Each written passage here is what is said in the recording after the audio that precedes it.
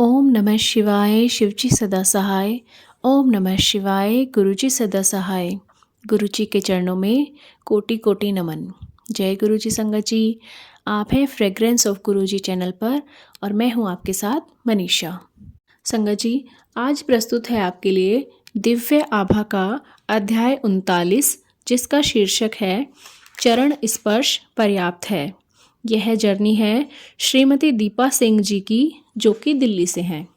तो चलिए संगत जी शुरू करते हैं।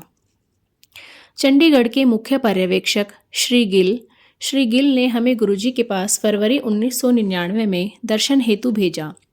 मैं तुरंत गुरुजी द्वारा अनुग्रहित हुई। मेरे पेट और पैर में भयंकर वेदना थी। औषधियों का कोई प्रभाव नहीं हो रहा था। मुझे बहुत कष्ट था। गुरुजी के चरण स्पर्श करते ही मेरे शरीर में उपचारात्मक प्रवाह हुआ। उनके हाथों से प्रसाद ग्रहण कर मेरा रोग विलीन हो गया। शीघ्र ही मैं उनके निर्देशानुसार प्रति पखवाड़े उनके दर्शन करने में समर्थ थी। मेरा पुत्र गुरुजी के प्रति आक्रामक और अवज्ञाकारी था। उसे मैं गुरुजी के पास लेकर आई। उनके ही आशीष से वह परिवर्तित हुआ और फिर उसे सदा उनके आशीर्वाद की प्रतीक्षा रहने लगी। उसकी दुर्घटना के समय कार तो क्षतिग्रस्त हुई, पर गुरु कृपा से वह बच गया। जय गुरुजी। एक बार गुरुजी के निर्देश पर हम चंडीगढ़ एक विवाह में गए।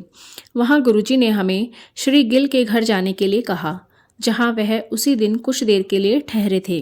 वह कक्ष उनकी सुगंध से भरा हुआ था और हमने जी भरकर उनके चित्र द्वारा उनके दर्शन किए।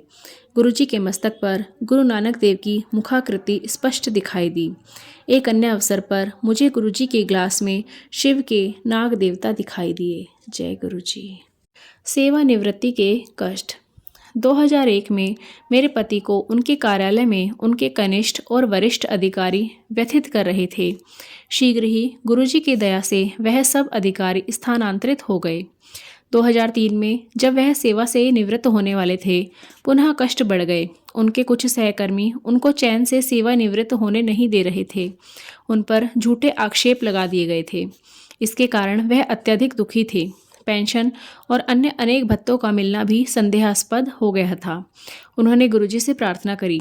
कुछ ही दिन में सब आरोप हटा दिए गए और उनको समस्त लाभ प्राप्त हुए। जय गुरुजी।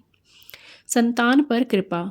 मेरी बेटी पढ़ने में कमज़ोर थी और आगे पढ़ना नहीं चाह रही थी, किंतु गुरुजी का आशीर्वाद प्राप्त करने के बाद उसने कानून का पाठ्यक्रम आरंभ किया और प्रथम वर्ष में प्रथम श्रेणी से उत्तीर्ण हुई।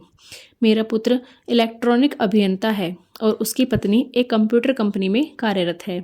वहां पर कार्य शुरू करते ही गुरुजी की दया से वह प्रशिक्षण के लिए अमेरिका गया और उसे 10 वर्ष का वीज़ा भी मिल गया।